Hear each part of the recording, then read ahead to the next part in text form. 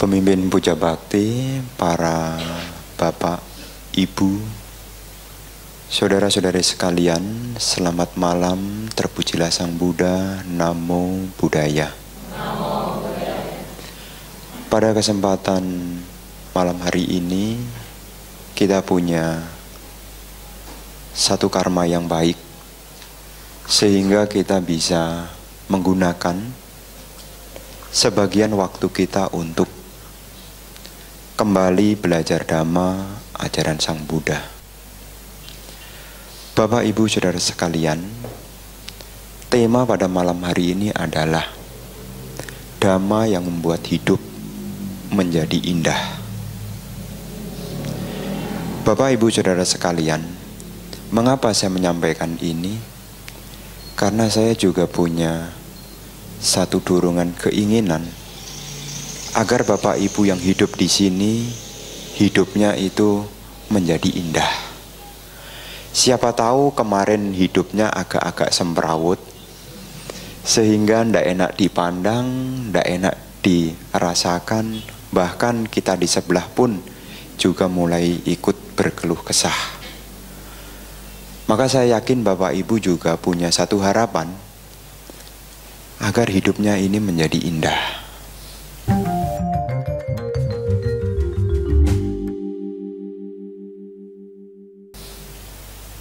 Maka pada malam hari ini saya mengingatkan kembali apa yang Sang Buddha sampaikan agar kehidupan kita ini menjadi indah. Karena memang seperti Bapak Ibu Saudara ketahui, di dalam Dhammapada dikatakan Kico manuso patilabu, kicang macana jiwitang, kicang sadamak sawanang, kicang kico budanang upadu. Sungguh sulit untuk lahir sebagai manusia, sungguh sulit pula kehidupan manusia. Sungguh sulit untuk bisa mendengarkan pembabaran Dhamma.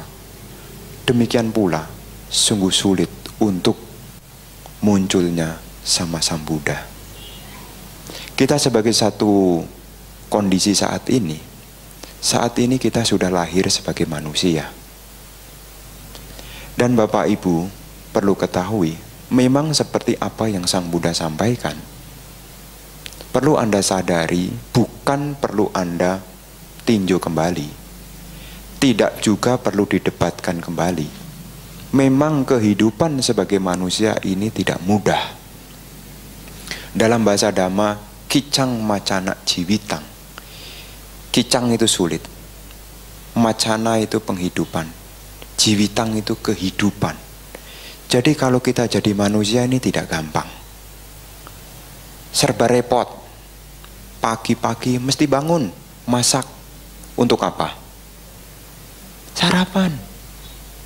Kalau sudah sarapan, terus kerja. Untuk apa? Cari makan. Sudah kerja sampai sore, pulang, apa yang dipikirkan lagi? Makan. Malam mau tidur, ndak bisa tidur, kenapa? Butuh makan. Dan untuk mempertahankan kehidupan ini memang kita perlu makan, baik makanan fisik maupun makanan batin. Makanan fisik tentu lebih mudah kalau di Medan. Tapi kalau makanan batin untuk di daerah Medan, ini agak susah. Kenapa? Karena makanan batin itu baru muncul kalau kita punya yang namanya kesadaran, punya pengertian yang benar juga. Memang makanan batin itu macam-macam. Kalau kita bisa merasakan nyaman, itu sudah makanan batin. Kalau kita bisa nyanyi, itu sudah makanan batin. Tapi itu pun akan berlalu, dan kita akan kembali ke masa lalu. Maka Bapak Ibu Saudara sekalian, kita belajar Dhamma ini punya tujuan agar kehidupan kita ini kita menjadi bahagia, tidak menderita. Ini yang harus kita ingat sebagai umat Buddha. Karena jangan sampai kita sudah bertahun-tahun menjadi umat Buddha masih sama. Tahun lalu ya susah, bulan lalu susah, hari ini susah, jam sekarang masih susah. Jangan sampai Bapak dan Ibu muncul rasa hal yang seperti itu. Karena kita sebagai manusia, kita ini punya hak untuk mengarahkan kehidupan kita. Kita bukan hanya sekedar menjalankan kehidupan kita.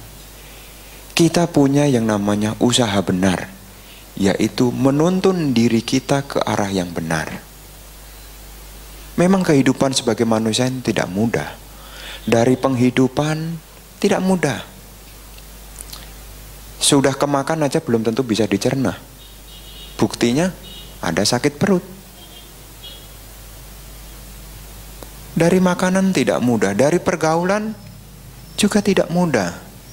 Karena ketika ketemu di dalam masyarakat, Bapak Ibu Saudara ketahui, Anda lebih banyak ketemu dengan yang menjengkelkan atau lebih banyak ketemu yang menyenangkan. Lebih banyak ketemu dengan yang menjengkelkan. Bahkan satu rumah pun itu kadangkala juga setiap saat juga masih menjengkelkan. Dengan anaknya juga bisa jengkel, dengan suaminya bisa jengkel, dengan istrinya juga bisa jengkel, dengan orang tuanya juga bisa jengkel. Kenapa itu terjadi? Karena memang di dalam kehidupan kita memang tidak mudah. Memang kalau bisa maunya, kalau ketemu itu yang menyenangkan. Kalau bisa, kalau ketemu yang menyenangkan. Kalau ngajak ngomong orang itu suaranya itu yang enak-enak. Maunya gitu kan. Tolong loh ya, yang kalimatnya tidak enak, tolong mbok yo diem gitu loh. Tapi kalau di jalan, di rumah, di toko, itu bisa keluar bahasa-bahasa yang mungkin lebih menyakitkan ketimbang sayatan yang ada di kulit. Karena sakit jasmani itu tidak seberapa jika dibandingkan sakit pikiran. Karena jasmani yang sakit dengan sendirinya dibawa ke dokter bisa sembuh. Tapi kalau pikiran yang terluka, hati yang tersinggung, sebulan, 2 bulan, 3 bulan, 4 bulan, 1 tahun, 2 tahun, bahkan tutup usia sekalipun belum tentu sembuh. Kenapa? Karena tidak punya yang namanya kesadaran. Maka kita ini perlu dhamma, Bapak Ibu. Maka sampai Dayaka bikin acara sebulan pendalaman dhamma. Ini tujuannya supaya Bapak Ibu ini selalu ingat. Karena untuk ketemu dhamma ini tidak mudah. Karena dhamma itu bisa dimengerti kalau sudah dibabarkan. Anda jangan kemudian berpikir, ya Bante, nanti kan tahu sendiri. Dhamma itu kan ehipasiko. Datang dan buktikan. Ini beberapa orang ini kadang-kadang orang tua juga punya pemikiran begitu. Anaknya dibiarin tidak diajak ke wihara. Terus berkata, ya Bante, nanti kalau berjodoh dengan Dhamma, nanti juga ketemu Dhamma juga. Nanti dia pilih-pilih sendirilah Bante, kan Dhamma ini kan ehipasiko, biar dia buktikan. Dengar aja tidak, apalagi buktikan. Belum pernah dengar, apa yang mau dibuktikan? Kalau pancake yang ada di Medan katanya manis, kalau belum pernah dengar pancake, pengen coba enggak? Pengen coba tidak? Itu loh yang tadi pagi itu, yang durian yang dibungkus itu loh, namanya pancake itu loh. Anda ngerti enggak? Itu kalau pancake aja enggak ngerti, enggak pernah dengar, kepengen enggak nyoba? Pengen buktikan enggak? Pancake-nya Medan sama pancake-nya di Jakarta, mana yang lebih enak? Kalau belum pernah dengar pancake, mana bisa buktikan? Anda harus mendengarkan. Dhamma itu harus didengarkan. Makanya setiap kali itu kegiatan puja bakti itu selalu ada pembabaran Dhamma. Tujuannya apa? Supaya Bapak Ibu punya yang namanya bekal. Ilmu itu mulai dari mendengar. Makanya meskipun Anda mungkin lebih pinter, ya siapa tahu. Kemudian sudah pernah, jangan tutup telinga Anda. Jangan pernah menutup telinga Anda. Karena ketika Anda mendengar, ilmu itu bisa bertambah. Jadi jangan sampai, ini mah sudah sama. Ini sama dengan yang SPD yang lalu. Ini sudah sama. Meskipun sama sekalipun, kalau diulang-ulang, repetisi di dalam psikologi, kalau diulang-ulang, itu akan masuk ke alam bawah sadar. Munculnya otomatis. Makanya mendengarkan Dhamma itu sering. Kenapa? Diulang. Karena diulang-ulang, maka otomatis muncul. Pertanyaannya, apa yang sering Anda dengar? Di kehidupan sehari-hari, yang sering Anda dengar adalah kata-kata yang tidak bagus. Contohnya apa? Siapa tahu di sini beda ya kalimatnya. Kalimat yang sering Anda keluarkan yang secara otomatis itu adalah hasil dari apa yang Anda dengar sering. Jalan diambil orang, apa yang keluar? Nyetir mobil tiba-tiba jalannya dipotong orang. Marah itu ekspresinya. Kata-kata apa yang keluar? Kan pertanyaannya kata-kata bukan marah. Kata-kata apa yang keluar? Nggak usah malu lah. Kadang-kadang ini bahasa Medannya apa kalau diambil jalannya ini? Soalnya baru kali pertama saya kesini, jadi jarang mendengar orang marah di Medan dengan bahasa apa gitu loh. Sampai sini cuma dikuti. Wihara kuti. Sepanjang wihara sampai kuti tidak pernah dengar orang marah.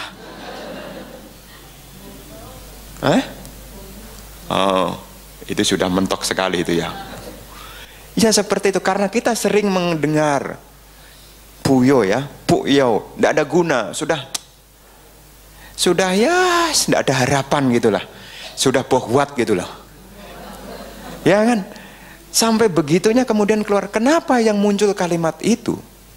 Karena yang Anda dengar lebih banyak kalimat itu. Kadang-kadang nama binatang juga sering Anda keluarkan. Kenapa? Yang sering kedengaran itu nama binatang ketimbang namanya Bante kok. Maka dengan sendirinya ketika kehidupan ini agak susah, yang keluar otomatis bukan Dhamma, tetapi yang sering kali kita dengar. Kalau yang buruk-buruk yang sering masuk ke telinga kita, ketika tidak nyaman, pasti yang keluar adalah kata-kata yang paling banyak kita dengar. Maka kita belajar Dhamma ini supaya memperbanyak kosakata, kalimat yang positif-positif.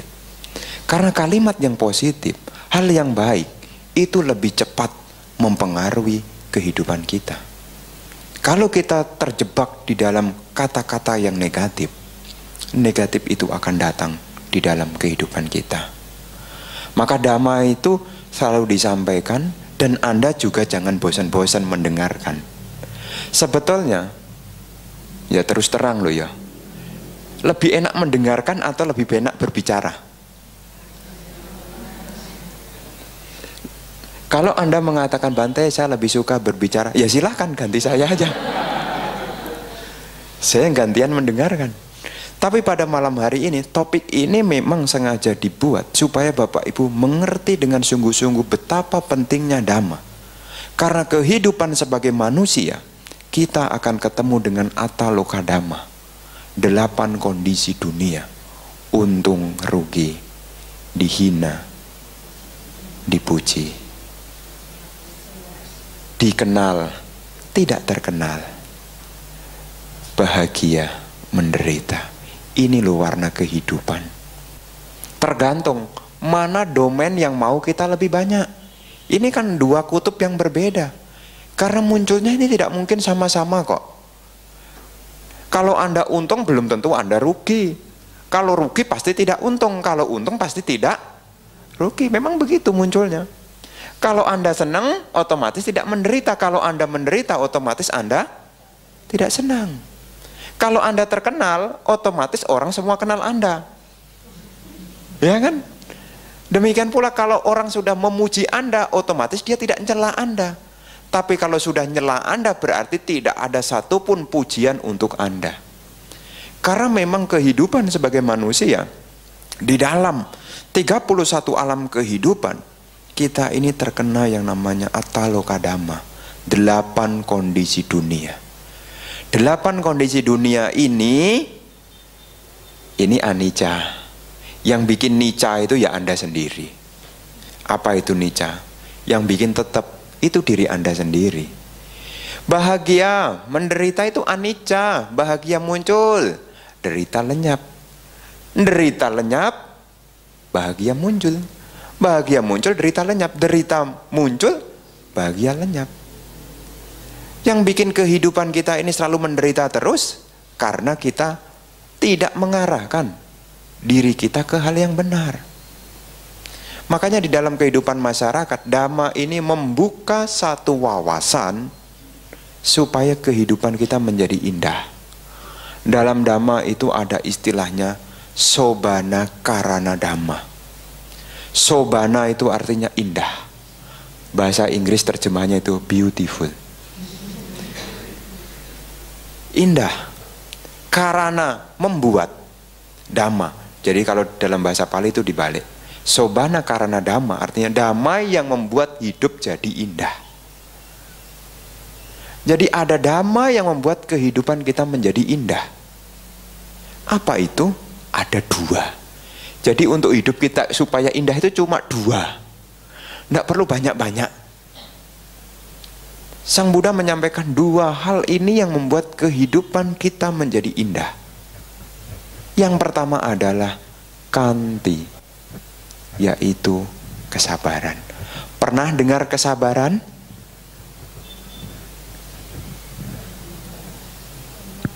Pernah dengar kesabaran? Menurut Bapak Ibu yang ada di sini, jangan googling loh ya. Menurut Bapak Ibu yang di sini, apa definisi dari kesabaran? Sudah pernah dengar? Apa baru sekarang?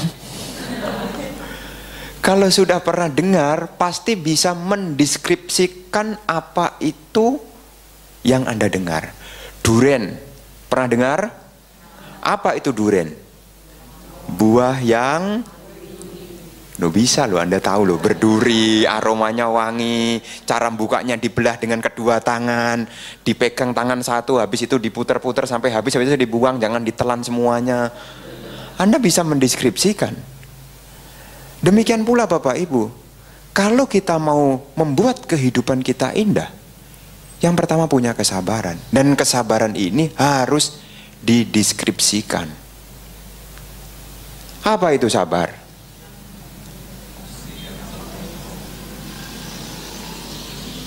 Boyo sabar.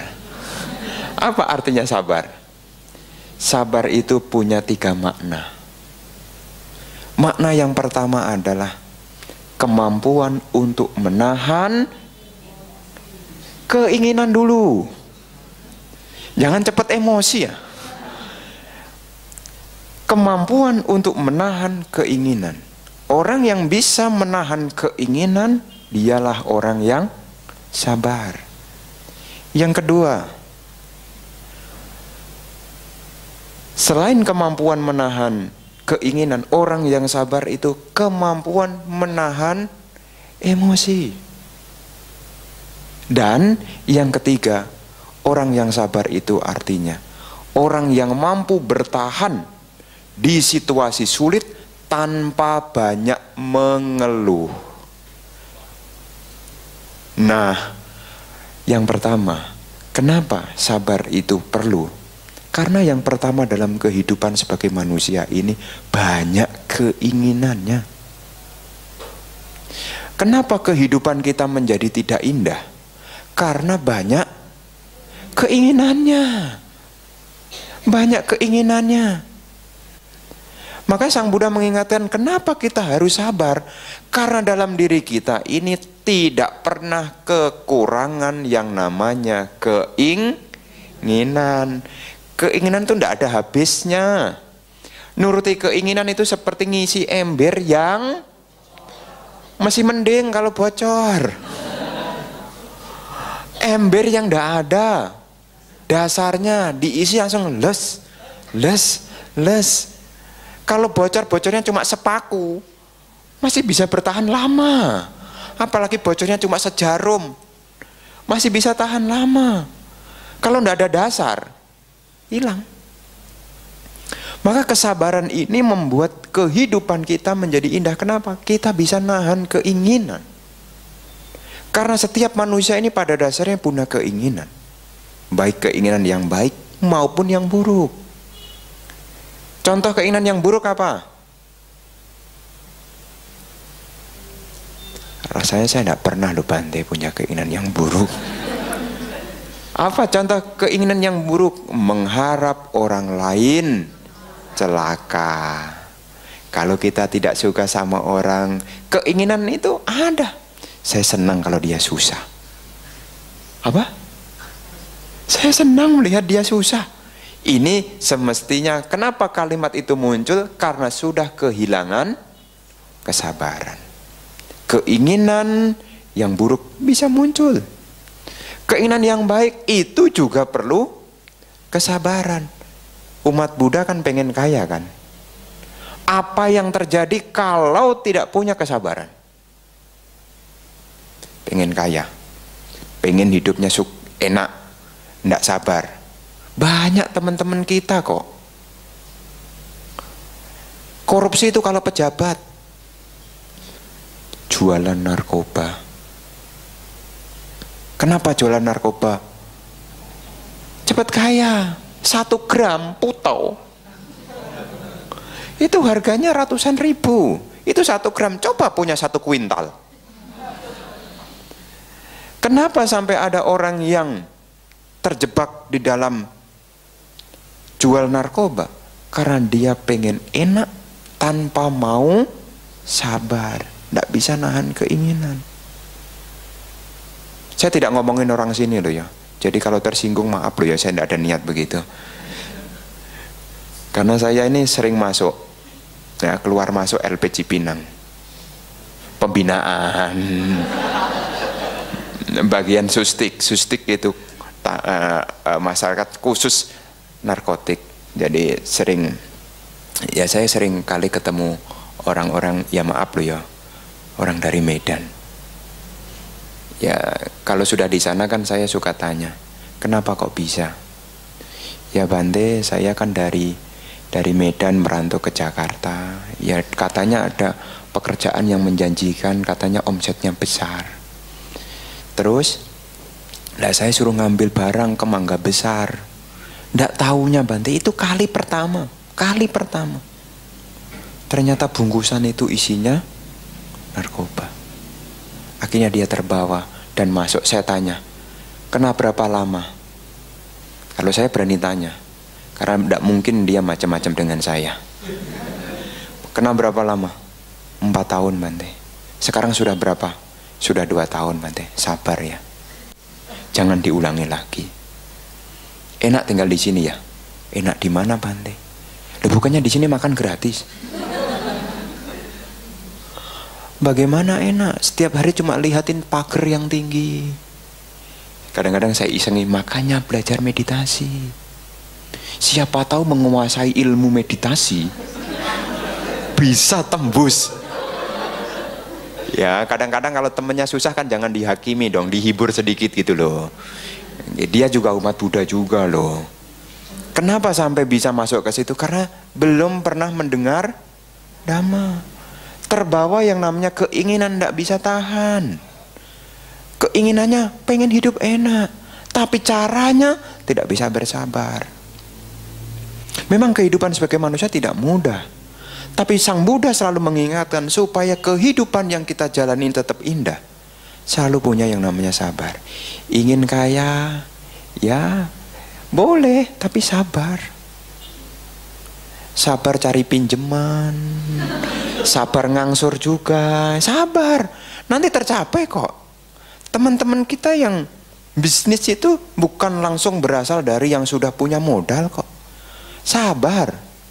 Sabar cari pinjaman, sabar ngangsur. Sedikit diangsur, sedikit diangsur. Maunya ya langsung dapat modal. Kan kita lahir kan maunya begitu. Tapi kan kama yoni kama bandu. Kita kan tidak bisa pilih orang tua yang mau kita pilih. Sesuai karma kita. Kalau dulu memberinya sedikit, ya dapatnya sedikit.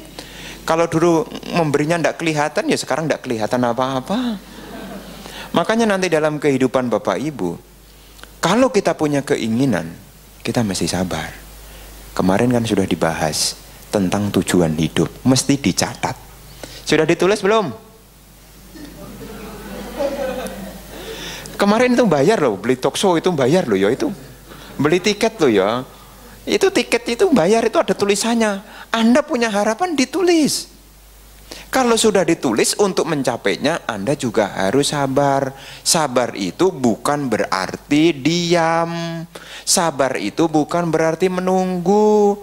Sabar itu diam dan mikir. Kalau usaha yang dicita-cita tidak tercapai, diam sebentar dan mikir. Kalau jalannya buntu, jangan dipaksain. Berhenti dulu mikir. Mau ke gang sebelah, gang buntu, sudah mentok, bawa mobil. Anda tabrak-tabrakan tidak bakal lolos kok. Berhenti dulu mikir, ini jalannya sudah buntu, bisa atlet mundur lagi. Maka kalau Anda punya keinginan, namanya orang hidup ini punya tujuan. Tujuan ini sangat penting. Ketika Anda mau meraih tujuan itu, Anda juga harus punya yang namanya kesabaran. Ketika masa-masa sulit, Anda harus sabar. Dan sabar itu tidak menunggu. Anda harus berpikir caranya. Karena kalau tidak berpikir caranya, Anda tungguin ya juga tidak akan buka-buka.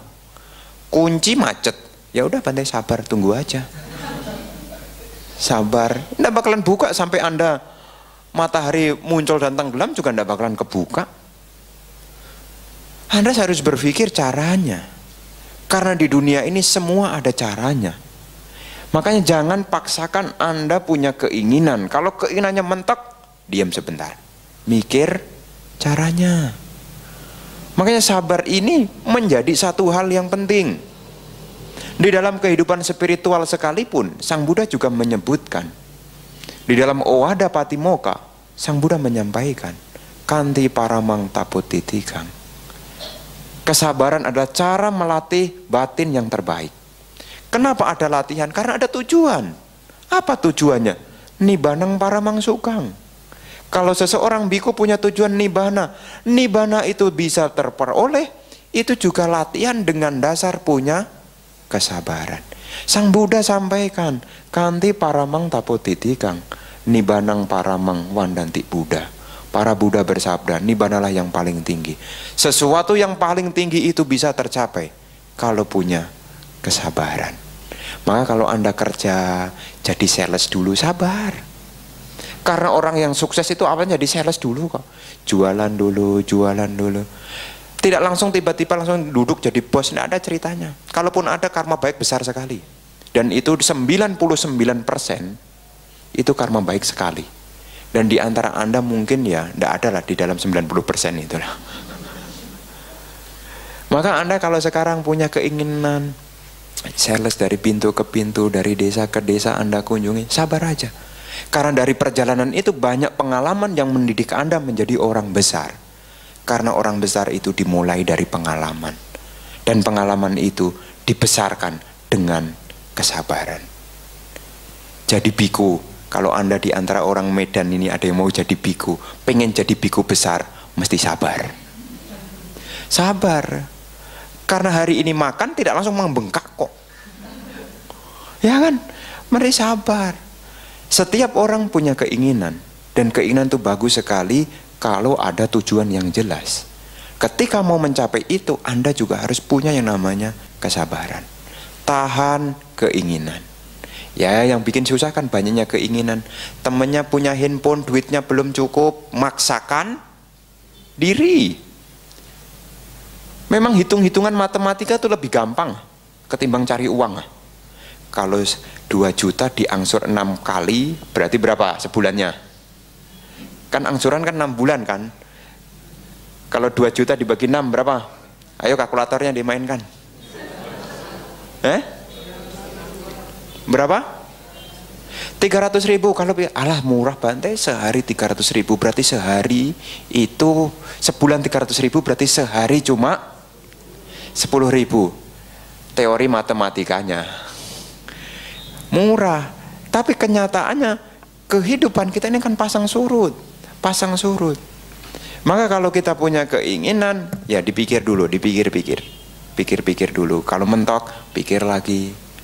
Makanya keinginan ini, tujuan hidup kita ini bisa tercapai kalau kita punya kesabaran. Penting, mau sukses butuh sabar loh. Maka kalau Anda kok pengen sukses kok buru-buru, nanti jadinya prematur. Susah kalau prematur, itu ada bayi prematur itu susah. 7 bulan sudah lahir, kecepatan lah. Kenapa? Saya kepengen merasakan kue Tio Medan. Cuma aroma mama saya makan, saya tidak pernah rasakan. Kemudian dia pengen cepet-cepet, susah. Anda pernah lihat kan bayi prematur? Masukkan inkubator, susah, tidak bisa dipeluk, tidak bisa, lemah sekali. Maka apapun dalam kehidupan kita, kesabaran untuk meraih kesuksesan. Makanya yang muda-muda ini kan banyak nih, sabar. Mungkin sekarang kerja sama orang dimarahin, ya sabar, nahan keinginan. Semoga saya nanti kalau jadi bos saya tidak seperti dia lah. Ya punya customer, kita dimarahin pelanggan, ya semoga pelanggan saya nanti kalau jadi pelanggan saya juga tidak kasar-kasar. Ingat loh ya hukum karma loh ya. Kalau sekarang dimarah-marahi, dulu juga suka marah-marah, ya mesti diingat. Karena keinginan itu bisa tercapai, punya kesabaran. Itu definisi yang pertama, kesabaran bisa membuat kehidupan menjadi indah. Jadi Anda harus sabar. Kalau sekarang yang muda-muda mau deketin anaknya orang, sabar. Sabar. Harus ada prosesnya. Tidak mungkin tiba-tiba di jalan, di depan ada masalah, kemudian depan wihara, aku cinta kamu. Enggak begitu ceritanya, langsung tinggal kabur ke itu. Agak kurang, sabar. Ada pendekatannya. Dunia ini segala apapun menjadi indah, itu dimulai dari kesabaran, dari hal yang kecil. Maka kalau orang yang sabar, dia bisa nahan keinginan. Makanya saya kalau latihan, saya kadang-kadang, saya ini juga masih manusia kok. Saya masih manusia biasa. Kalau diajak pergi baca parita ke rumah duka di Jakarta, itu kadang-kadang malam-malam, pas malam kembang ada bubur ayam. Kadang-kala kalau waktunya selesai baca parita kan umat pada makan bubur ayam. Itu malam-malam loh ya. Saya hanya dipesenin, Bante tunggu sebentar ya Bante, kami makan dulu ya. Saya harus tahan keinginan. Saya juga kepengen juga sebetulnya. Tetapi sebagai biku kan tidak patut. Maka saya harus punya kesabaran supaya hidup saya indah. Tidak mungkin kemudian saya marah-marah di situ dengan mengatakan kamu apa tidak tahu ini saya ini biku. Apa kamu tidak tahu? Saya juga pengen cepat-cepat ke wihara. Jadi kehidupan menjadi tidak indah, hubungannya biku dengan umat menjadi tidak harmonis. Maka saya berusaha sabar. Ya silakan. Meski dalam hati mengatakan, ayo cepat, ayo cepat. Makanya di saat kita seperti itu, kita juga harus tahan keinginan. Kita masih manusia kok. Apalagi kapan hari malah keluar bakmi. Bisa juga loh, Anda jangan berpikir loh ya, kita ini masih biku, masih biasa. Orang yang masih latihan. Jadi orang yang masih latihan itu, ya harus latihan. Bukan kemudian sudah tahan segala macam godaan, latihan. Direm-rem, disabarin. Karena kita juga punya keinginan. Makanya kadang-kadang sabar dah ya, besok pagi pasti ada kok. Namanya kalau karma baik mendukung Pak. Besok malam mikir gitu. Tapi ya udah mungkin dipikirin sepanjang malam. Nanti ada. Jadi Bapak Ibu, kita sebagai umat perumah tangga menjadi biku sekalipun, kita punya keinginan, kita punya tujuan, tetapi harus punya kesabaran supaya hidup kita jadi indah. Kalau punya keinginan, tahan dulu. Ya. Yang kedua, Orang yang sabar artinya orang yang bisa menahan emosi. Kapan munculnya emosi? Pernah keluar emosi enggak? Kapan munculnya emosi? Di saat-saat ada yang mengecewakan, di saat-saat ada yang tidak sesuai dengan harapan, maka bisa kecewa dan hilang kesabarannya. Maka kita supaya hidup kita jadi indah, kalau ada emosi, nahan dulu. Tidak harus marah. Marah itu adalah salah satu bentuk ekspresi dari emosi, tapi bukan ekspresi satunya. Saya sedang emosi nih, saya pengen marah, mau ya diganti.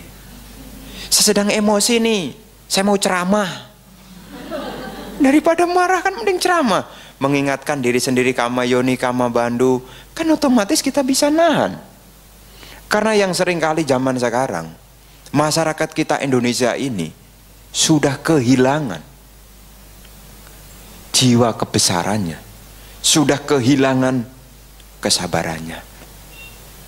Jadi sekarang ada istilah baru namanya sumbu pendek. Apa itu sumbu pendek? Sumbu pendek itu, ya kalau Anda nyalakan petasan, ya sumbunya kalau pendek, cepat meledak dan bukan bagus loh ya, ngeri ya. Coba, siapa yang mau mencoba? Nanti tahun baru Imlek di sini bakar petasan enggak? Bakar kan? Sama lah di Jakarta juga bakar kok. Itu kan, coba Anda pendekkan sumbunya, coba Anda nyalakan, berani? Sisain aja, enggak usah panjang-panjang, 1 senti aja. Kalau perlu dipegang dulu, langsung meledak. Kehidupan kita begitu pula. Kalau kita kehilangan kesabaran, kehidupan sebagai manusia sangat mengerikan. Tidak ada indahnya. Tidak ada indahnya. Sangat-sangat mengerikan. Tidak suka langsung dihajar, tidak suka langsung dipukul. Betapa mengerikannya kehidupan kita. Perumah tangga juga begitu. Kalau suami istri kehilangan yang namanya emosi, artinya emosinya tidak bisa nahan, jadinya hilang. Kalau sudah hilang, tidak bisa mikir. Kehidupan rumah tangga itu sangat ngeri sekali. Tetangga yang lihat sih heboh sekali, tapi yang mengalami itu sangat mengerikan. Kadangkala saya melihat beberapa orang sedang padu aja, padu itu adu mulut. Itu kadang-kadang saya mengeri. Ngeri, kenapa? Kalau sudah adu mulut itu bisa adu tangan. Kalau sudah adu tangan bisa adu kaki ya. Kalau sudah adu kaki bisa adu kayu ya. Kalau adu kayu itu bisa adu kursi ya. Kursi bisa dilempar, bisa terjadi. Kenapa itu bisa terjadi? Karena tidak bisa menahan emosi. Anda sebagai perumah tangga, setiap orang pasti punya emosi. Masih punya emosi kan? Loh, siapa tahu enggak Bante, kita di Medan sudah adem semua, enggak ada emosi.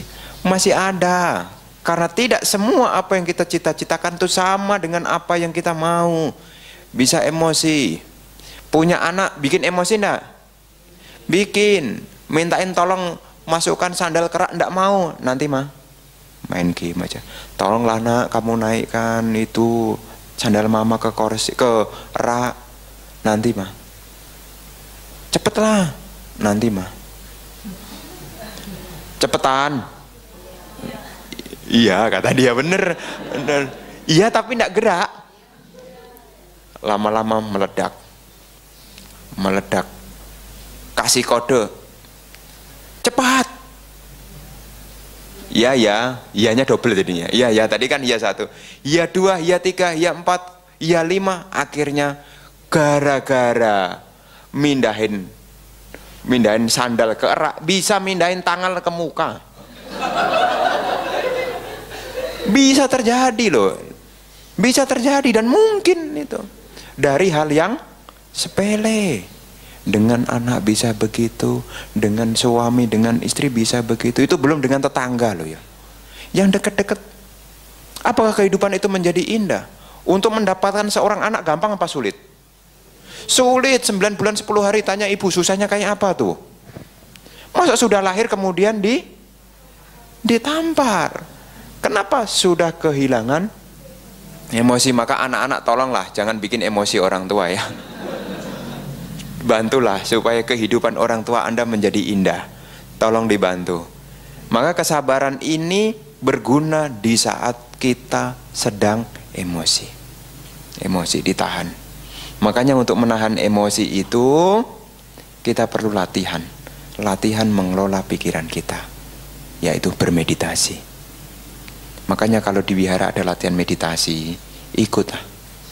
Tidak bayar. Apa mau yang sistem bayar? Karena biasanya umat Buddha itu punya persepsi yang di kota loh ya. Kalau latihan meditasi bayar, banyak yang datang. Kenapa? Karena kebiasaan dagang. Ada barang, ada harga. Kalau harganya mahal, berarti barangnya kualitas. Kalau meditasinya gratisan, itu kayak buku yang cuma-cuma itu loh. Padahal kemudian dibikin membayar, ribut. Mosok dhamma dijual belikan, gratis ndak mau. Kalau di Jakarta, kalau kita bikin acara meditasi dengan sistem berbayar, itu sampai limit seatnya, jadi sampai batas tempat duduknya itu masih ada yang pengen daftar. Padahal itu sama yang diajarkan dengan di wihara. Kenapa? Karena bayar itu lebih sungguh-sungguh. Mau cepat pulang, tadi 100.000. Loh gitu loh. Makanya kalau peserta di sini kemudian meditasi mulai Anda satu-satu. Satu. Lama-lama tinggal pemimpinnya sendiri ya. Apalagi pemimpinnya lupa pasang alarm, semula sejam ternyata tahu-tahu 2 jam, udah hilang. Maka seringkali Bapak Ibu Saudara sekalian, latihan meditasi ini Anda latih. Karena sering saya katakan, tidak ada yang memberi pahala langsung dari segala kebajikan selain meditasi. Tidak ada buah praktek dhamma yang memberi buah langsung selain meditasi. Kalau Anda berdana, buahnya itu nunggu kalau ada yang memberi. Kalau Anda menjalankan sila, buahnya juga masih nanti. Tapi kalau Anda belajar meditasi, buahnya adalah di sini saat ini. Maka Sang Buddha memuji samadhi. Samadhi memberi buah yang langsung. Anda baca di dalam Ratana Sutta terjemahannya. Tahu kan Ratana Sutta? Siapa tahu bacanya cuma sampai saja Kiryagata. Tidak ada buah yang memberi buah langsung selain samadhi. Kesabaran ini juga bisa kita peroleh kalau kita rajin samadhi. Kalau Anda samadhi dengan usaha yang sungguh-sungguh, kesabaran akan muncul. Tetapi ada beberapa orang yang ikut meditasi malah gampang emosi. Karena kapan hari saya ditanya, ada orang yang emosi di wihara. Pas kebetulan ada saya di ruang yang lain. Bante, itu loh, lihat, apa? Kan pelan-pelan, kalau ngomong sama Bante kan pelan-pelan. Ada apa? Itu Bante, dia marah. Siapa? Itu yang sering kali ikut meditasi. Masa orang meditasi kok tidak bisa nahan emosi sih Bante? Memang begitu ya Bante, buah dari meditasi itu. Saya bilang, petani ini ada 2. Petani yang sukses dan yang gagal. Kalau yang sukses, dia tidak begitu. Berarti kemungkinan dia adalah yang kedua. Dia mesti nanam lagi dah. Jadi dalam kehidupan kita ini, kalau Anda belajar itu tidak langsung sukses. Maka nanti saat meditasi ikutlah, latihlah. Karena tidak ada yang memberi buah langsung. Kalau tidak tahu, tanyalah. Jangan tidak tahu, diem. Bingung, diem. Sulit, diem. Kesemutan, diem. Baru ngomong, di Facebook. Bantenya tidak bisa bales Bantenya tidak punya akun Facebook kok. Kalau di sini kebingungan, tanyalah di sini. Supaya Anda makin hari makin sabar. Sabar, bisa nahan emosi, tahan emosi. Minimal kalau Anda tidak bisa menahan emosi, seringlah mengucapkan semoga semakhluk berbahagia. Supaya kata-kata yang muncul di dalam diri Anda tidak kata-kata yang seperti tadi, tapi kata-kata semoga semua makhluk berbahagia. Ketemu suaminya yang menjengkelkan, semoga semua makhluk berbahagia. Ketemu istri yang menjengkelkan, semoga makhluk berbahagia.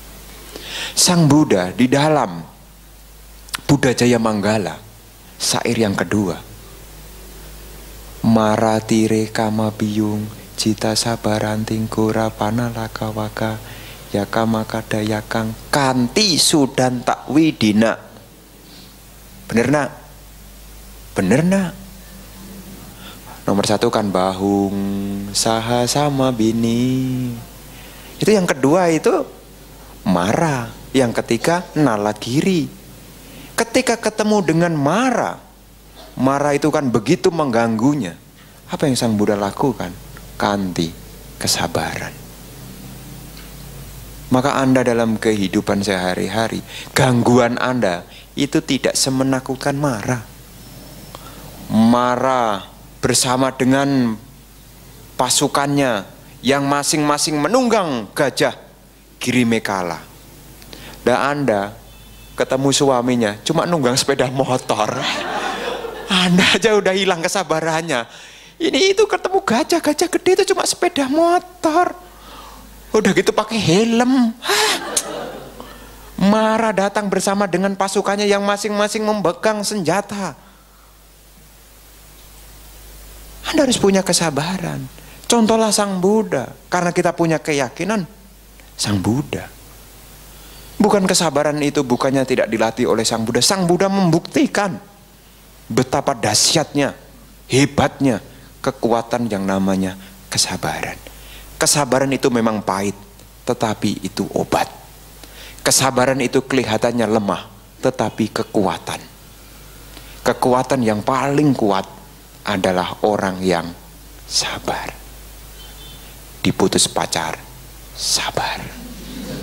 Paling kuat ya, meskipun apapun kesulitannya, kalau dia punya kesabaran, itu ilmu yang paling kuat. Kesabaran. Karena kesabaran itu menguatkan kita punya mental. Berusaha untuk sabar. Ketika ada emosi, sabar. Tarik napas yang panjang. Atau mengucapkan semoga semua makhluk berbahagia. Diomeli bosnya, kerja diomeli sudah benar. Namanya orang ini memang begitu kok. Sudah kerja benar kadang dicela. Apalagi tidak benar. Maka Anda dalam hati loh ya, tidak usah ngomong keras-keras. Dalam hati ya, semoga makhluk berbahagia, semoga makhluk berbahagia. Karena meta punya kekuatan yang luar biasa. Manuso biohoti, amanuso biohoti, dewa rakhati. Manusia mencintai, yang bukan manusia pun mencintai. Dewa rakhati, para dewa melindungi. Makanya meta itu hanya jangan diucapkan saat penutupan meditasi aja. Mari kita ucapkan bersama-sama. Sabe sata bawantu sukita. Cuma sekali. Rambut kalau cuma sehelai, kekuatannya kayak apa? Lemah. Saya kapan hari datang ke rumah umat, diundang makan. Dia kira kan Bante ini kurang hiburan. Jadi Bante silahkan duduk, terus diputarkan Discovery Channel itu.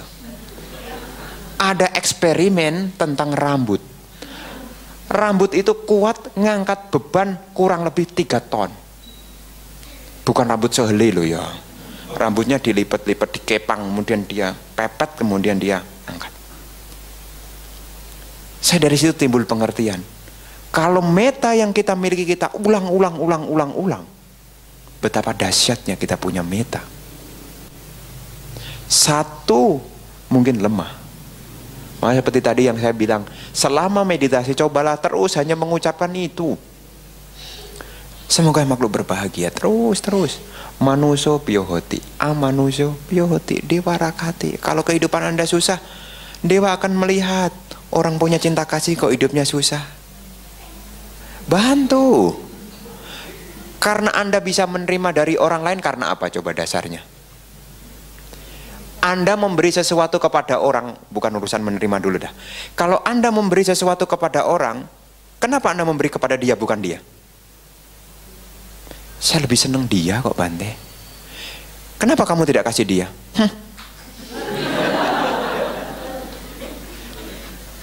Apa bedanya? Cinta kasih begitu luar biasanya. Anda memberi apapun kepada orang siapapun, dasarnya adalah cinta kasih. Jadi kalau Anda kekurangan rezeki, kok sulit, magnetnya kurang kenceng, mungkin aura cinta kasih Anda belum kuat. Karena Anda memberi makanan sekalipun kepada tetangga Anda, tetangga mana yang akan Anda berikan? Anda memberi kue keranjang, jeruk, kelengkeng. Kira-kira kalau menurut Anda akan kasihkan ke tetangga yang mana? Apakah semua tetangga Anda? Enggak. Pasti tetangga yang Anda senangi. Dia foto saya. Kenapa dia foto saya? Coba tidak foto Anda tuh.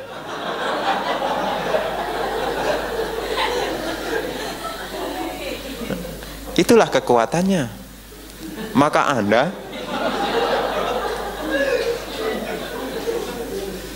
ceritanya senang dia lah foto. Jadi Bapak Ibu Saudara sekalian, kalau kita punya meta, otomatis kesabaran kita akan muncul. Di mana ada kesabaran, di situ ada meta. Orang yang sabar dengan sendirinya juga punya meta. Kalau kesabaran kita latih, otomatis kita tidak akan menderita. Hidup kita akan indah. Indah, dicela tetangga, semoga berbahagia.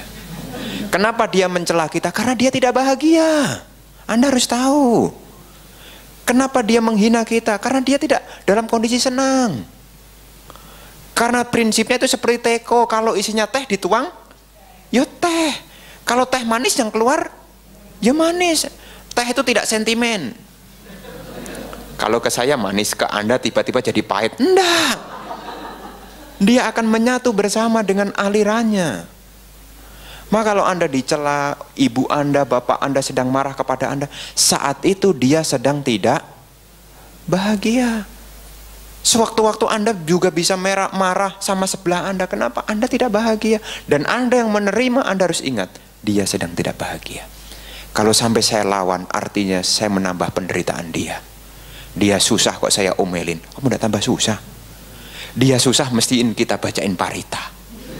Kamu susah kan? Kita bacain parita. Maka nanti kalau Bapak Ibu Saudara sekalian nanti diingat, kehidupan kita akan ketemu dengan ancaman-ancaman. Punya kesabaran. Semoga makhluk berbahagia, semoga makhluk berbahagia. Dilatih, bukan didengarkan, dilatih. Ya, dilatih. Sering kali mendengar tapi sayang jarang dilatih. Sehingga kekuatannya tidak kelihatan.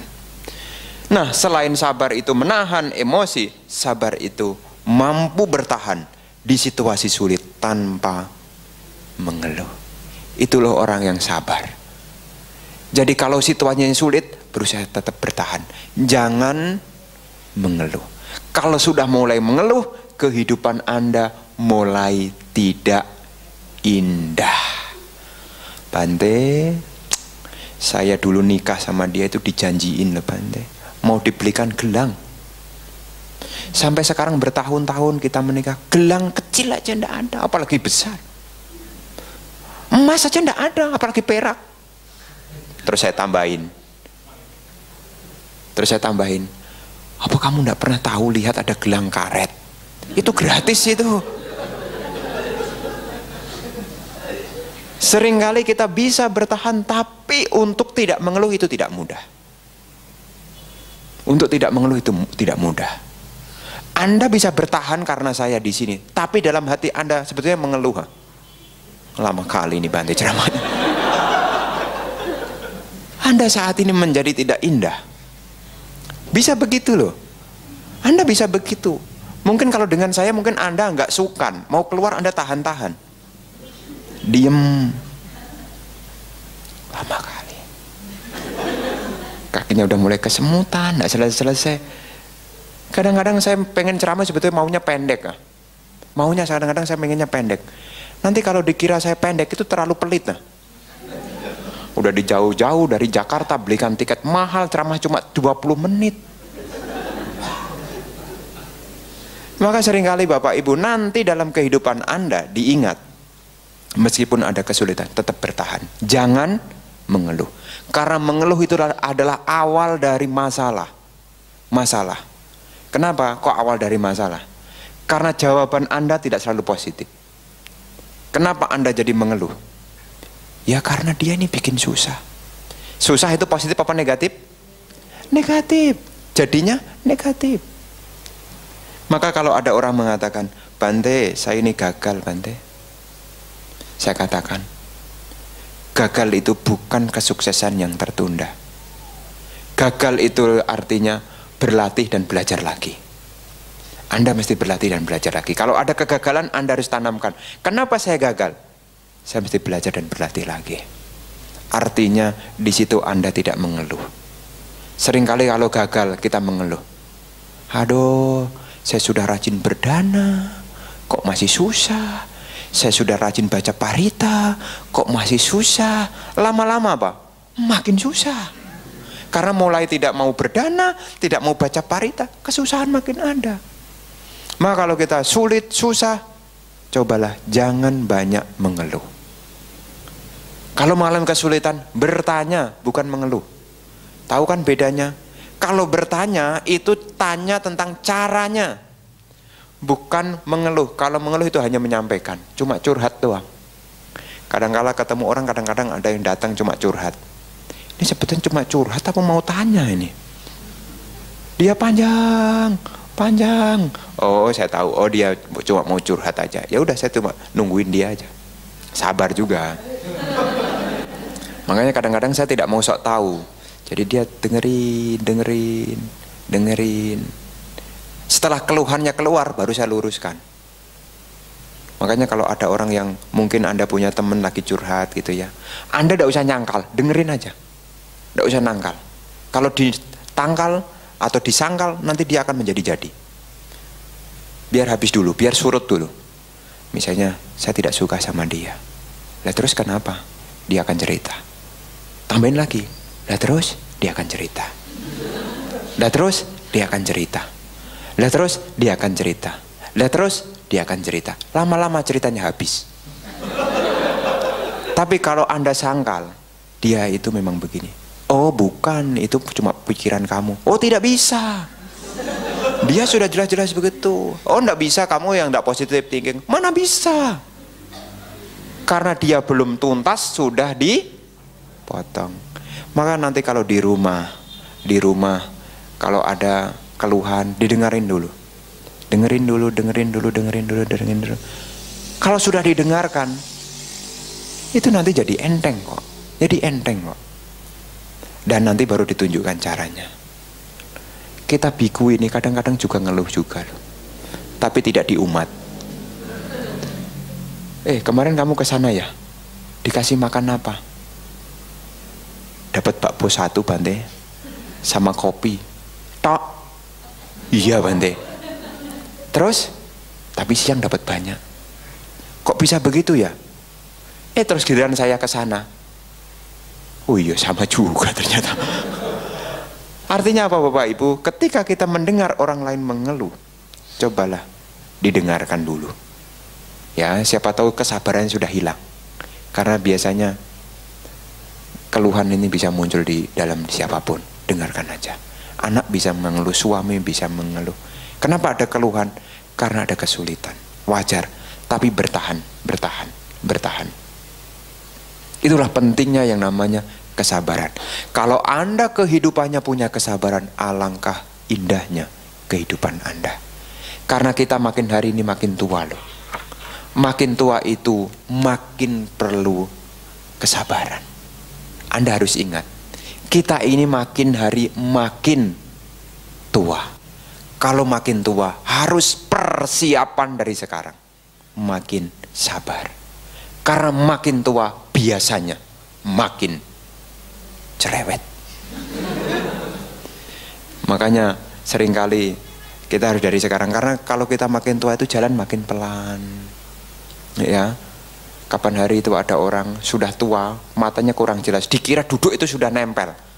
Ternyata masih ada sekitar, ya dikira sudah sampai, matanya kelihatannya sudah dekat. Kursi dan penglihatannya dekat, pegang. Ternyata masih di sana, jatuh. Kita, loh kok jatuh? Loh saya pikir sudah sampai. Karena melemah, kondisi fisik melemah. Maka kalau kita makin tua, ini perlu kita cari sekarang, punya kesabaran. Tua datang sabar, indah loh.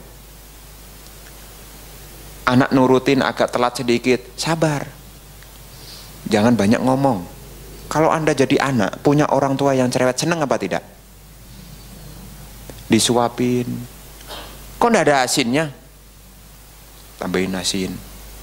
Sudah tahu darah tinggi dikasih asin.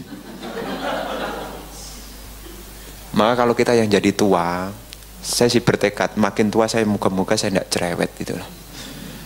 Jadi supaya apa? Kalau bersama dengan orang-orang itu juga senang. Ingat, kita makin hari makin tua. Anak-anak itu tidak mau mendengar orang tua yang banyak, ya banyak ngomong. Dikasih ya syukur, nggak dikasih ya dia meditasi lah.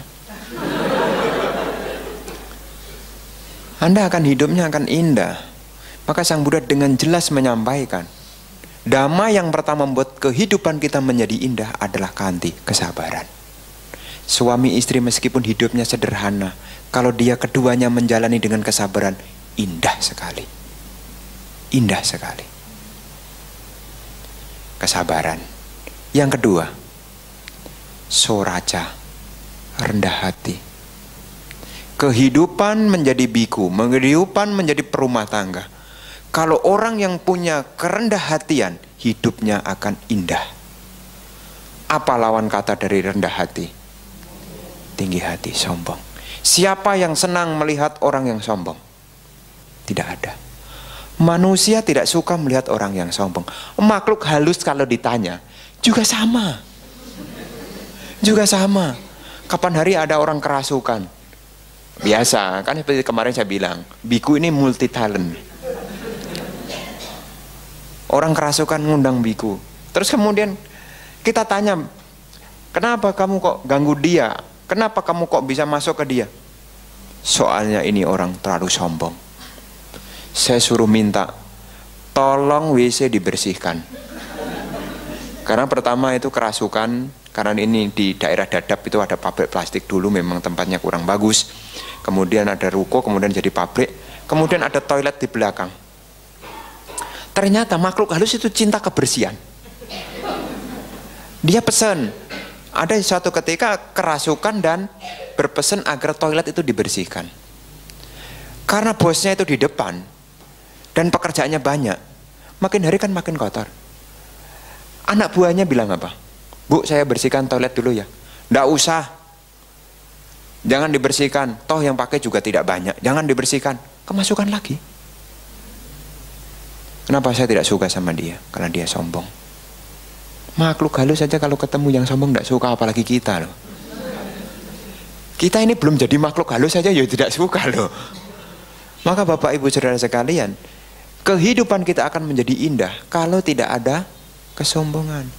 Bagaimana supaya kita tidak jadi orang yang sombong, menjadi orang yang rendah hati? Yang pertama harus kita sadari, keberhasilan kita saat ini adalah bantuan dari orang lain. Kita bisa begini ini bukan karena saya kok. Karena orang lain. Saya bisa suaranya keras seperti ini, bisa ada ajak ngomong, itu juga karena Bapak Ibu loh. Kok bisa Bante? Tadi siang ada kue tio, ada nasi, ada kerupuk, ada macam-macam. Coba kalau tadi siang tidak dapat makan, Apakah saya bisa keluar suaranya? Bante Dhamma Desana. Nggak ada energi. Kalaupun dipaksa-paksa, ngasih sila aja bisa kebolak-balik kah? Nggak konsentrasi. Lemes. Jadi saya bisa begini karena siapa? Bapak Ibu. Maka saya juga tidak boleh sombong. Nggak boleh sombong karena saya bisa begini karena Bapak Ibu kok. Saya punya jubah seperti ini bukan saya beli ini kok. Anda punya duit. Membeli dari mana? Saya punya ini ya dari Bapak Ibu. Makanya kalau ada orang datang ketemu saya tidak pilih-pilih. Siapa, tidak pilih-pilih. Kenapa? Mereka juga berkontribusi tentang diri saya. Tidak mungkin saya hanya pilih yang bagus-bagus, yang tidak bagus jangan. Memang di pasar bisa pilih-pilih. Kenapa? Karena saya punya renungan. Saya bisa begini karena orang lain. Jadi saya bisa begini karena orang lain. Makanya Bapak Ibu nanti kalau di rumah juga sama. Rumah tangga bisa begini ya karena suami istri. Tidak mungkin cuma suaminya, tidak mungkin cuma istrinya. Dua-duanya harus saling mengakui. Mengakui kontribusinya. Lah galak Bante. Akui. Guru kesabaran. Diakui. Jadi Bapak Ibu Saudara sekalian, nanti diingat. Nanti kalau di sini ya, Anda bisa mendengarkan dhamma di sini bukan karena saya juga, karena banyak orang ada yang dana paramita sehingga bisa bayar listrik. Coba kalau tidak ada dana paramita, tidak bisa bayar listrik. Kelas dhamma tidak ada. Mati lampu. Speaker tidak bisa bunyi. Jadi kita tidak boleh yang namanya sombong. Kita harus akui kita ini ada karena orang lain. Anda punya baju ini dari siapa? Bukan hanya serta-merta yang buka toko. Ada pabrik garmennya, ada yang nanam, ada pabrik benangnya, ada yang nanam kapasnya, ada yang ngolah tanahnya. Artinya apa? Semua orang berkontribusi kepada diri saya.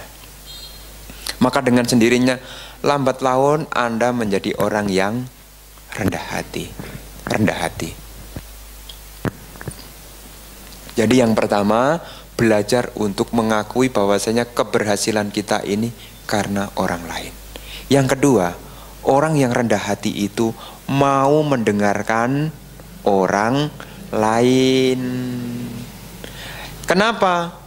Ciri-ciri orang yang rendah hati itu dia mau mendengar. Kenapa di rumah kok jadinya cekcok? Karena tidak saling mendengar, kayak nonton TV. Kalau TV-nya tidak kedengaran, apa yang Anda lakukan? Apa kita mendekatkan telinga kita ke TV? Bante, soalnya TV-nya tidak kedengaran, telinganya didekatkan? Tidak. Apa yang dilakukan? Volumenya dinaikkan. Kenapa di rumah tangga timbul suara yang keras-keras? Karena tidak saling mau mendengarkan. Mereka berebut pengen didengarkan. Makanya kalau suaminya ngomong, dengarkan Bu. Kalau istrinya ngomong, Pak, didengarkan Pak. Supaya volumenya tidak naik. Karena kalau tidak sampai kedengaran, maaf, memang volumenya itu wajar. Kita muter radio di mobil, kalau suara di luar lebih kencang, volumenya akan dinaikkan. Maka dengarkanlah. Orang yang rendah hati itu mau mendengarkan. Karena orang yang rendah hati itu tidak merasa dirinya paling pinter. Yang biasanya tidak mau mendengarkan karena merasa paling pinter, pengen tahu paling segala-galanya. Dan seperti tadi saya bilang, mendengarkan itu lebih enak. Hemat energi. Nggak haus. Jadi mendengarkan cuma diem. Cuma diem. Kita yang ngomong ini mikir. Mikir. Maka nanti kalau di rumah, cobalah jadi orang lebih banyak mendengarkan. Mendengar itu pahalanya besar. Makanya tingkat kesucian pertama itu diperoleh kalau muncul satu pemahaman dari mendengar.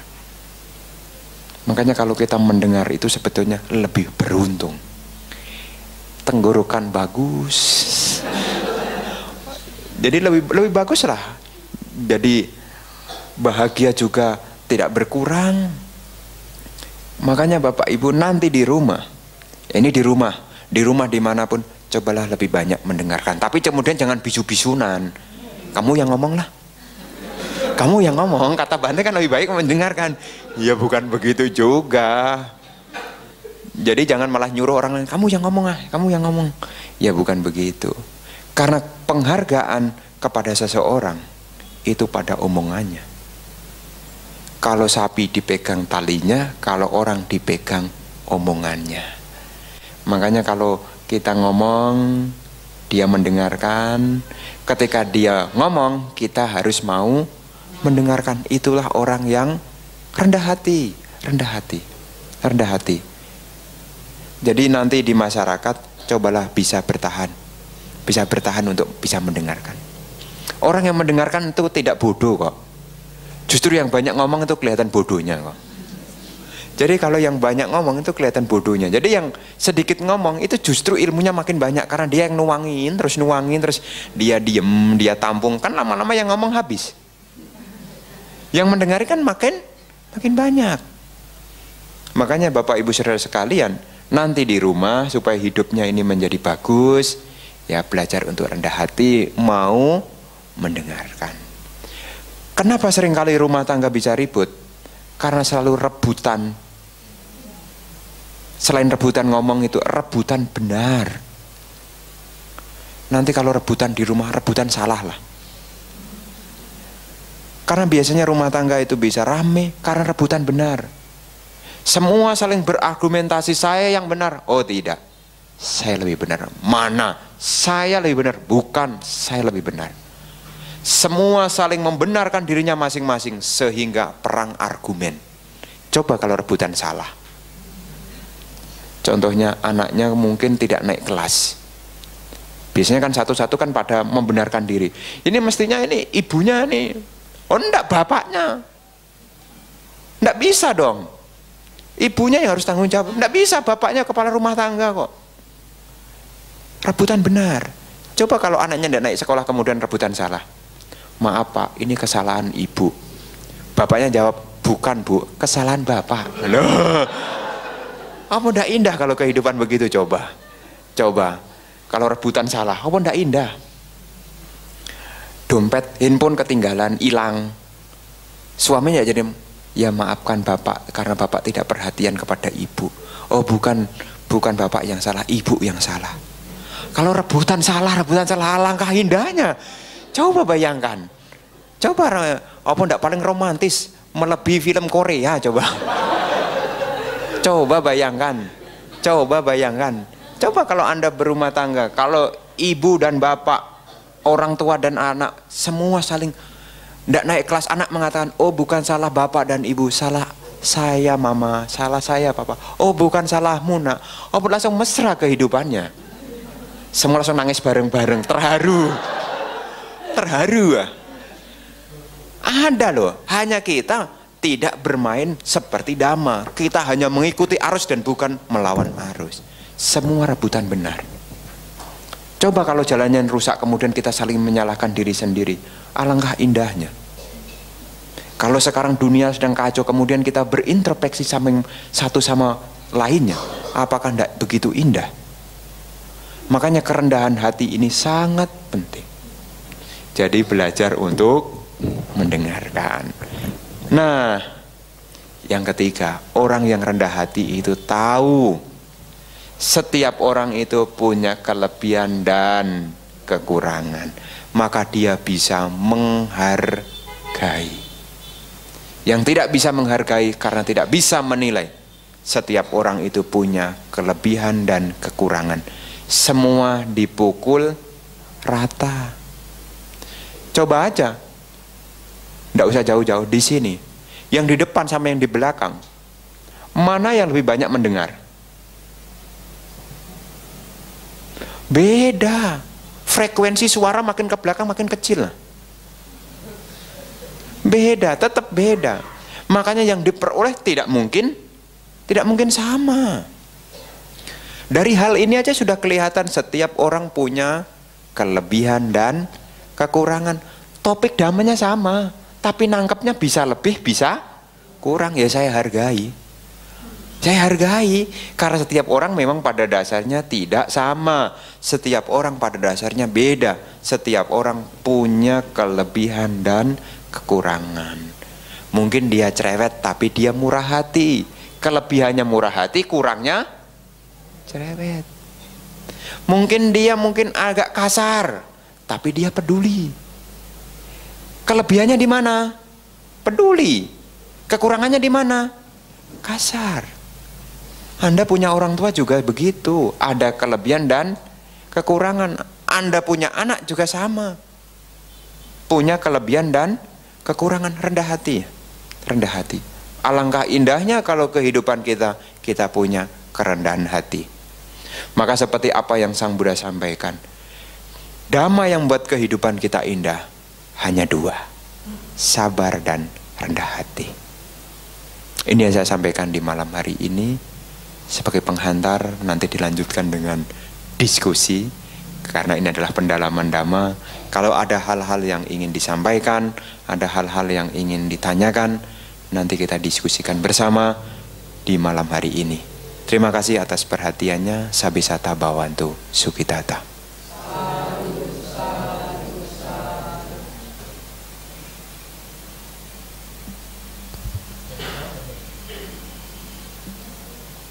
Ya kalau boleh, kalau enggak ya bagus. Ya, bagi umat yang ingin bertanya dipersilakan.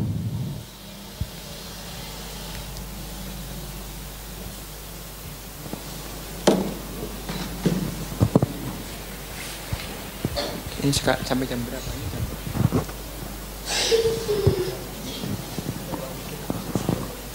Soalnya jamnya di sini tidak kelihatan. Namdaya Bante. Bante, tadi Bante ada mengatakan meditasi itu adalah latihan yang memberikan manfaat langsung. Masih ada keraguan sedikit, terus bisa dijelaskan dengan contoh nggak Bante? Terima kasih Bante. Ya. Ini saya sampaikan karena saya juga jarang-jarang ke sini dan belum tentu punya waktu juga untuk ke sini. Jadi ini satu kesempatan. Jadi nanti kalau Anda mau latihan meditasi, nomor satu adalah postur duduk Anda mesti benar dulu. Ya. Kalau postur duduk Anda benar, tegak, terus kemudian bawa seluruh kesadaran Anda di sini. Artinya sadar saat ini saya di sini. Kalau pikirannya Anda masih pergi-pergi, bawa ke sini. Rasakan tubuh jasmani Anda. Nah, kemudian rasakan saat ini. Kalau Anda belajar Anapanasati, perhatiannya adalah pada nafas masuk dan nafas keluar yang saat ini. Jadi, kalau nafas masuk, nafas keluar saat ini, bahagianya kapan? Saat ini. Itulah yang dimaksud meditasi memberi manfaat di sini dan saat ini. Ketika Anda tarik nafas dengan ketenangan,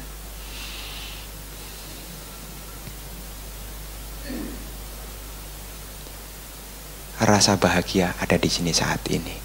Tidak mungkin kemudian habis meditasi kemudian turun dari tangga sampai bawah. Bahagia saya. Kenapa? Habis meditasi. Itu mah habis makan. Habis makan bisa cerita begitu. Tapi kalau habis meditasi itu di sini saat ini. Makanya saat meditasi, kenapa kita tidak bisa merasakan bahagia saat ini? Karena kita belum mengerti tentang cara meditasi. Sehingga saat ini kita menderita, buahnya ya langsung saat ini menderita. Contohnya, kakinya kesemutan tidak hilang-hilang, menderita atau bahagia? Menderitanya kapan? Sakitnya kapan? Buahnya langsung sekarang kan. Tapi kalau sudah kesemutan, Sabisata Bhavantu Sukhitata, lampu nyala, kesemutannya hilang, bahagianya kapan? Sekarang. Dengan Anda latihan meditasi yang benar loh ya. Napas masuk, napas keluar, napas masuk, napas keluar, napas masuk, napas keluar. Terus Selain napas masuk dan napas keluar, abaikan. Gampang kan? Selain napas masuk dan napas keluar, abaikan. Gampang kan? Lu napasnya sendiri kok nggak bisa lo. Kalau napasnya tetangga, saya napas masuk napas keluar. Dia tidak nurut saya ya wajar, wong itu nafas dia kok. Ini nafasnya sendiri. Jadi napas masuk, napas keluar, napas masuk, napas keluar, napas masuk, napas keluar. Napas-napasnya sendiri, napasnya kapan? Sekarang, gampang kan? Wong sekarang kok. Coba kalau saya suruh, coba Anda rasakan nafas 30 menit yang lalu. Kamu udah bingung Anda? Atau nafas yang 30 menit kemudian Anda renungkan kayak apa yang 30 menit? Meditasi adalah here and now. Di sini dan sekarang. Nafasnya di kapan? Sekarang. Di mana? Di sini. Bukan di sini nafasnya. Di sini. Maka ketika Anda bernafas, perhatiannya kemana? Ke sini. Maka seringkali kenapa orang gagal meditasi? Napas masuk, napas keluar, tetapi bukan perhatiannya ke sini, tapi ke dengkul. Kenapa? Dengkulnya kesemutan. Objeknya napas masuk, napas keluar. Karena fokusnya kepada dengkul yang kesemutan, akhirnya dia jengkel dengan meditasi. Makanya apapun yang bukan objek meditasi, diabaikan. Gampang kan? Cuma napas masuk, napas keluar, napas masuk, napas. Itu juga nafasnya sendiri, nafasnya yang sekarang ini. Bante tadi keloncatan, udah abaikan kan saat ini. Kalau nggak bisa dicatat, napas masuk 1, napas keluar 1, napas masuk 2, napas keluar 2 sampai 5. Terus diulang lagi 1 sampai 5, terus. Nanti bahagianya ada di sini dan saat ini. Kalau Anda kok masih belum bahagia, belum bisa duduk dengan tenang, olahraga dulu. Mungkin tubuh Anda terlalu stres. Maka biasanya kalau peserta meditasi bersama dengan saya, biasanya kalau mereka belum siap, saya ajarin meditasi jalan. Meditasi jalan bagaimana? Kanan, kiri, kanan, kiri, kanan, kiri. Bukan 1, 2, 3, itu menghitung keramik. Meditasi ada di sini saat ini. Jadi kalau kaki kiri dibilang kiri, kalau kaki kanan dibilang kanan, kiri kanan, kiri kanan, kiri kanan. Dan rutenya jelas, satu arah. Satu arah. Tidak kemudian kanan kiri tapi keliling. Itu bukan meditasi tapi itu pradaksina. Jadi mestinya kanan kiri kanan kiri. Kanan ya sekarang, kiri ya sekarang. Jadi ketika kaki kanan, ya kaki kanan yang sekarang. Ketika kaki kiri, ya kaki kiri sekarang. Karena meditasi itu perlu diingat, apapun yang bukan objek, abaikan. Dan pikirannya here and now. Di sini dan saat ini. Seringkali kan begini, kita meditasi di sini. Ini gangguan-gangguan meditasi. Ketika Anda meditasi di sini, tiba-tiba gerimis. Pikiran Anda apa? Masih mending kalau hujan. Aduh, cucian. Apakah berhenti kalau sudah sampai cucian? Enggak. Aduh, cucian. Itu seragam anak saya sekolah lagi. Besok anak saya cuma punya seragam cuma itu. Terus bagaimana? Tenang enggak meditasinya? Enggak bisa.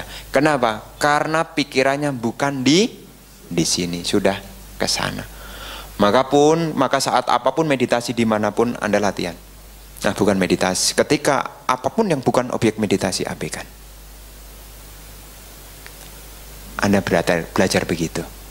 Karena Anda belum sampai tataran, ya, belum sampai tataran apapun yang bukan objek diperhatikan, belum. Kita ini masih latihan. Apa saja yang bukan objek, abaikan. Kalau Anda apa saja jadikan objek itu kalau sudah vipassana. Sehingga apa? Tidak punya yang namanya bahagia saat ini. Ketenangan itu samatha. Samatha itu artinya apapun yang bukan objek, abaikan. Vipassana itu apapun yang bukan objek, diperhatikan. Duduk meditasi, napas masuk, napas keluar. Kalau vipassana, kayak kesemutan, diamati. Muncul, tenggelam, lenyap. Muncul, tenggelam, lenyap. Muncul, tenggelam, lenyap. Kok tidak lenyap-lenyap ya? Kok masih muncul, tenggelam, lenyap? Ya kan begitu kan? Kalau Anda belajar vipassana kan begitu. Ketika duduk muncul jengkel, catat. Jengkel, jengkel, jengkel, muncul tenggelam lenyap, muncul tenggelam lenyap. Karena ketenangan kurang, akhirnya Anda malah menjadi gelisah. Makanya saat meditasi itu belajar yang sederhana dulu. Anda ini ibaratnya seperti orang yang belajar berjalan. Orang yang belajar berjalan, apa yang diperhatikan? Yang dekat dulu. Jangan yang jauh-jauh jatuh. Yang dekat dulu apa? Dinding, dipegang, berdiri. Tangan pegangan dulu. Jangan kemudian malah pengen megang yang jauh, jatuh. Kenapa banyak umat yang tidak sukses di dalam meditasi?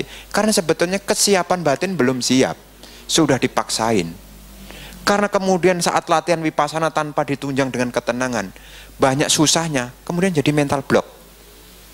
Ayo meditasi, langsung, maaf Bante, kesemutan. Maaf Bante, sakit pinggang. Kenapa bisa kesemutan dan sakit pinggang? Karena saat meditasi dia belajar hanya memperhatikan sakit pinggang. Karena dia belajar vipassana. Tidak salah sih, hanya belum sampai porsinya. Tidak salah, ini objek juga kok, jasmani kok. Tapi kalau kita yang masih awam, belum punya pemahaman yang cukup, kalau kita perhatikan rasa sakit, nanti pikiran ini akan lebih menangkap rasa sakit. Karena pikiran itu alam bawah sadarnya pikiran. Itu cuma satu, maunya senang, tidak mau susah. Makanya ada beberapa umat, dia pergi ke tempat meditasi, dia baru lihat papan nama wiharanya, langsung pegel semua badannya. Belum meditasi, sudah lihat papan namanya, tempat meditasi, udah langsung pikir langsung. Kenapa? Karena saat meditasi dia tidak menerima yang saat ini dia butuhkan, terlalu cepat. Beda kalau Anda di sini, kalau lihat restoran yang Anda cocokin, baru lihat makanan belum muncul, enak ya, belum muncul loh, makanan belum muncul, kita sudah punya penilaian begitu. Kenapa yang menghambat kita meditasi? Karena kita tidak sukses meditasi, sehingga alam bawah sadar kita mengecap negatif, mental block istilahnya, sehingga saat meditasi kita menjadi tidak tahan. Maka makin sedikit kan peserta meditasi. Di sini berapa peserta meditasi? Ada latihan meditasi kan? Tahun lalu? Bukan, setiap minggu atau enggak? Belum ada ya? Dulu pernah ada? Sesekali. Berapa pesertanya? 42 yang datang? Pas. Ya masih oke lah, bisa pas. Biasanya kalau yang rutin, yang kayak di Jakarta rutin gitu ya, itu kadangkala kalau yang belum pernah mendapat manfaatnya, itu kadangkala makin hari makin menyusut. Pertama kita bikin acara 10, minggu depan 8, minggu depan 6, minggu depan 4, minggu depan bersatu. Artinya bersendirian. Kenapa bisa begitu? Karena tidak memperoleh yang namanya manfaat meditasi. Tapi dengan latihan yang sekarang ini di Jakarta, ini dari beberapa ini ada peningkatan. Ada peningkatan karena mulai diarahkan dengan yang benar. Karena dulu-dulu itu yang memimpin ya cuma aja meditasi bersama. Terus kemudian tidak ada arahan, kemudian kita meditasi grup. Menghabiskan 1 jam tanpa kejelasan. Besok tidak datang lagi. Tapi kemudian dikasih program, ada pengarahan-pengarahan, memperoleh manfaat langsung, akhirnya makin hari makin tambah. Yang ikut latihan ngajak kawan. Itu kadang-kala sampai bingung saya. Tempatnya itu yang meditasi, ruangnya itu di Kelapa Gading cuma selebar ini. Pertama dulu peserta sedikit, kita bisa meditasi jalan. Sekarang untuk meditasi jalan tidak bisa. Jadi dari pagi sampai sore terpaksa duduk terus. Tapi karena mereka memperoleh manfaat, juga tidak bersurut. Makanya saat meditasi itu sebetulnya gampang. Apapun yang bukan objek, abaikan. Gampang kan? Napas masuk, napas keluar yang sekarang. Gampang. Lu gampang kok. Kalau enggak gampang enggak diajarkan kok. Ya kan? Sudah jelas. Napas masuk, napas keluar. Kalau enggak bisa pakai kalimat budo terus. Jangan tinggi-tinggi, jangan sekali duduk langsung 1 jam. Apalagi di rumah. Awang 15 menit aja udah enggak tahan. Pernah latihan meditasi di rumah belum? Berapa biasanya? 10 menit itu ya udah pasang alarm. Dan itu pun ada masih dicurigai alarm itu.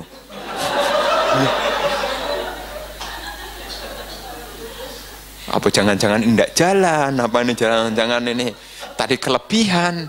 Itu bisa loh. Makanya saya selalu menyarankan kalau meditasi enggak usah lama-lama dulu, bertahap 10 menit. Bisa sukses napas masuk napas keluar selama 10 menit pikiran enggak pergi itu kata kuncinya. Selama pikiran Anda konsisten tidak pergi, tambahin lagi. Kok masih udah bertahan enggak pergi, tambahin lagi. Jangan cepet-cepet. Langsung diajar 30 menit. Anda semakin curiga. Ini rasanya sudah 20 lewat dah. Udah punya prinsip, ini kelihatannya tinggal 10 menit lagi dah. Kok belum ya? Itu bisa jadi loh. Makanya saya selalu sarankan waktu itu juga harus diperhitungkan. Perhitungkan. Jadi enggak usah kemudian kayak orang umum 1 jam. Makanya kadang-kadang kalau ngisi SPD program meditasi begini, saya ceramah cuma sedikit. Saya tanya, meditasinya berapa ini? 1 jam Bante. Berapa? 1 jam Bante. Serius? Iya Bante. Orang-orang begini, saya bilang, orang-orang begini kamu kasih 1 jam, terus sisanya terus ngapain? Kan lampunya mati Bante. Terus saya rubah, jadi meditasinya tidak 1 jam lah, 20 menit. Senang mereka. Bagus Bante 20 menit. Berarti selama ini ada peserta yang sebetulnya 1 jam itu sebetulnya sudah jengkel.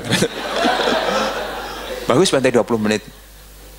Saya ganti 20 menit. Tetapi 3 kali.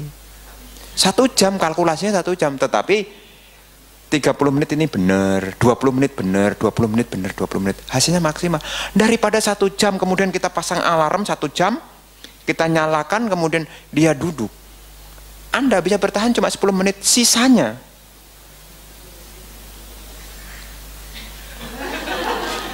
makanya biasanya kalau waktu meditasi itu banyak mulai kode-kode.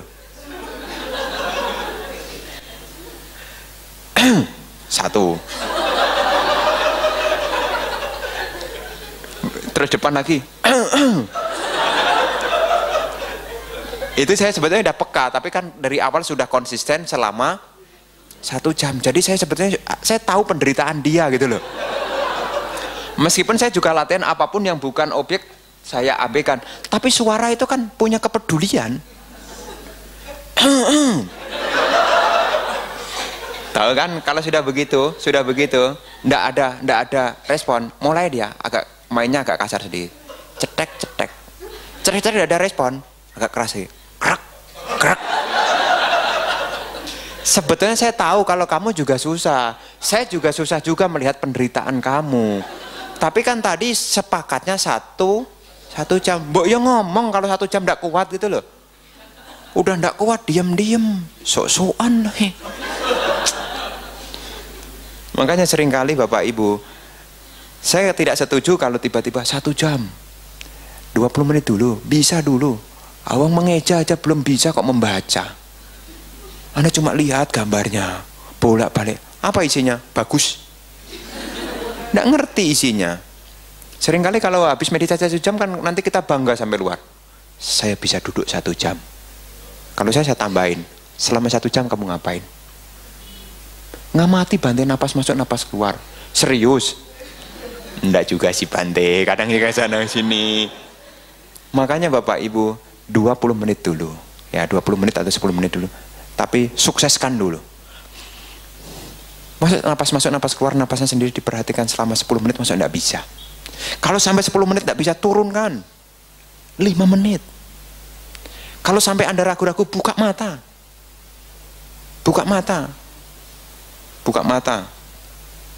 Pandang kurang lebih 2 meter ke depan.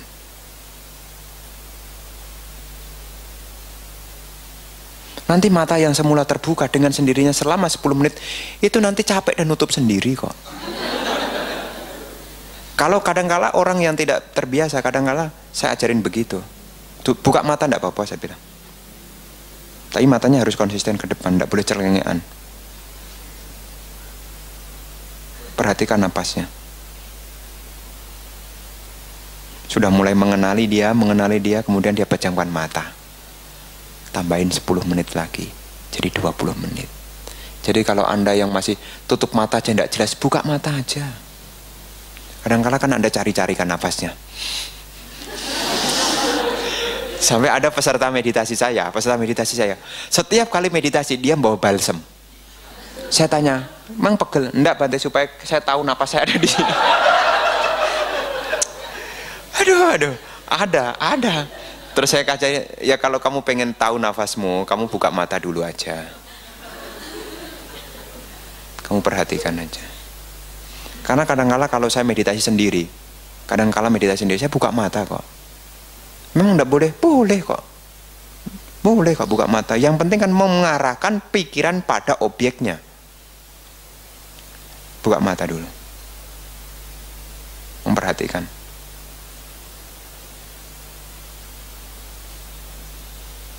Dengan sendirinya dia akan kalem. Karena di sini saat ini. Nanti dicoba. Ya. Dicoba sekarang. Udah malam.